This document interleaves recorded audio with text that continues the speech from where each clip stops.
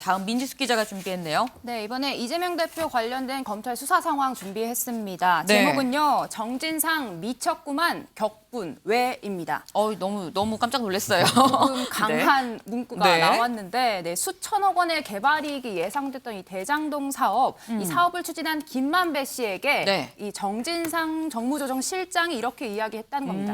이 양반 미친 거 아니야? 라는 네. 식의 이야기를 했다는 건데 김만배 씨가 이런저런 핑계로 네. 약속했던 돈을 주지 않아서 미친 거 아니냐 이렇게 이야기했다는 겁니다. 네. 이런 대화는 정 실장의 압수수색 영장에 적혀 있습니다. 아니 그럼 구체적으로 뭐 돈을 얼마 주겠다 이게 약속을 딱 했던 겁니까? 네, 약속한 돈 이렇게 나왔는데 네. 검찰 수사에 따르면 이 대장동 애초의 사업 이익이 김만배 씨가 절반의 지분을 가지기로 했습니다. 네. 하지만 이 49.9% 가운데 37%는 네. 이재명 대표 일당에게 건네주기로 미리 약속이 되어 있었다는 겁니다. 저희가 그래프로 준비를 했는데 네. 그래서 이 김만배 씨 정진상 실장에게도 너네 지분 30%니까 필요할 때 써라 이런 식으로 이야기를 했다는 건데요. 네.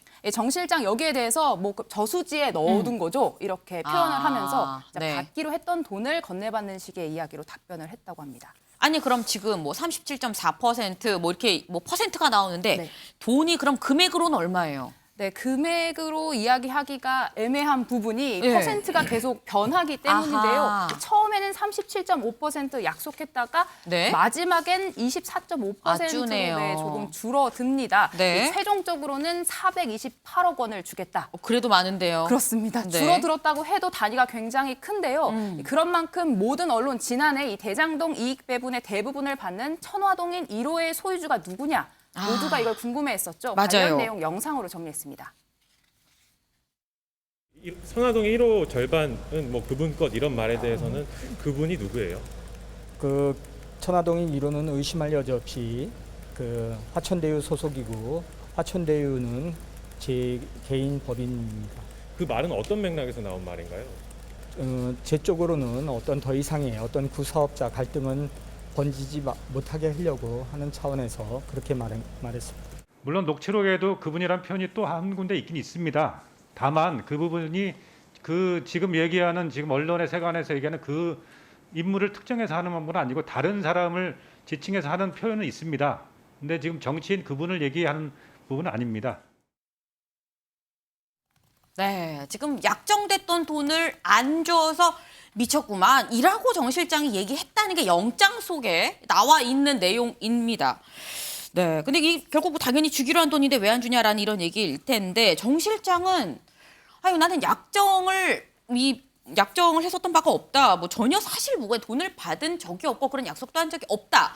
라고 반박을 했었지 않아요, 이수아 기자? 네, 어제 이런 입장을 저희가 전해드린 바 있고요. 네. 428호 약정서 사실 무근이다. 검찰은 좀 없는 죄도 만들어내는 조직이다라는 식으로 반발을 했는데 네. 이 영장 속에 드러난 내용에는 정반대의 진술이 담겼죠. 이 수익금 700억 중 428억은 정 실장을 포함해서 유동규, 김용희 세 사람이 공유하기로 약속됐다라고 네. 적시가 돼 있습니다. 이 진술 내용 아무래도 유동규 전 본부장으로부터 나온 것으로 현재까지 전해지고 있는데요. 네. 다만 유 전 본부장은 약정된 428억 중에 내 몫으로 돌아온 것은 없다. 오죽하면 난 지금 빚만 7천만 원이 있냐라고 강조한 것으로 전해지고 있습니다. 네, 지금 사실 유동규 씨는 지금 석방돼서 나와 있고 그런데 유동규 씨 말고 지금 계속 언급이 되는 남욱 변호사 그리고 김만배 씨 이 두 사람은 또 곧 이 구속시한 만료되는 거 아니에요? 맞습니다. 두 사람 모두 이번 달 안에 풀려날 예정입니다. 검찰 입장에서는 마음이 급할 수밖에 없는데 네. 어제 이 두 사람에 대한 구속기한 연장을 법원에 요청한 것으로 확인이 됐습니다. 네. 마침 오늘 아침에 열린 대장동 의혹 관련 1심 공판에서도 관련 내용으로 이 검찰과 변호인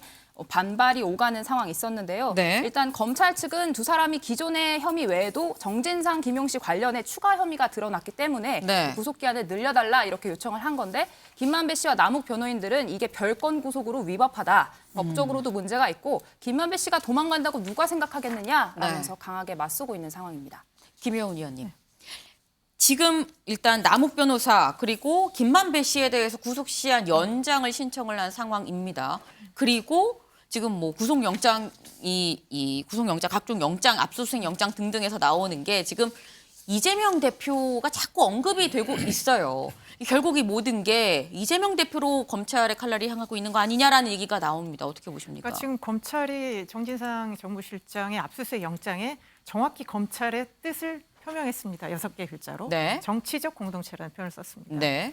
그럴 때 우리가 떠오른 단어가 있죠. 지난번에 박근혜 최순실 국정농단 사건 때 두 사람의 관계를 경제 공동체다. 네. 그래서 이익을 공유한다. 그래서 한 몸으로 넣었습니다. 네. 그러면 그때 박근혜 전 대통령은 나는 한 푼도 안 받았다고 했지만 네. 최순실 씨가 받은 것이 결국 박근혜 대통령에 대한 뇌물이었다. 이걸로 사법처리를 했습니다. 네. 그렇기 때문에 그 개념을 그대로 가져와서 이재명 대표는 10원 한 장도 안 받았다라고 했지만 결국 세 사람은 같은 정치 공동체 아니냐. 그렇기 네. 때문에 이재명 대표 절대 빠져나갈 수 없다라는 것을 검찰이 그 6개 단어로 명시했다고 봅니다.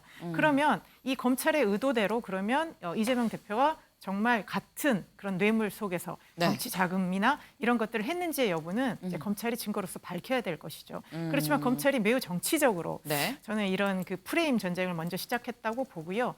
그러면서 계속 지금 압수수색 그다음에 공소장을 통해서 사실관계들이 뭐 사실인지 아니지만 주장들이 나오고 있지 않습니까? 네. 그리고 기사의 제목도 매우 자극적이지 않습니까? 정진상 정무실장이 뭐 나는 저수지를 갖고 있어. 그러면 우리가 엄청 뭐 부정 기리가 마치 쏟아져 나오는 것처럼 그리고 매우 돈을 안 주지가 격노했다. 이런 것들이 계속 나오는데요. 뭐 검찰이 어떤 이런 것들을 정말 정치적 해결이 아니라면 네. 정말 수사를 통해서 밝혀내는 것이 바람직하고요. 그리고 세 사람 뭐 당연하죠. 정치인들은 정치적 공동체입니다. 동질적 관계이기 때문에요. 네. 그렇다는 것 가지고만 네. 이재명 대표를 이렇게 끌어들이는 거 그런 것도 너무 정치적인 의도가 보여진다. 그렇게 생각됩니다. 네. 검찰은 수사로 얘기해야 되는 거 아니냐라는 말씀을 주셨습니다.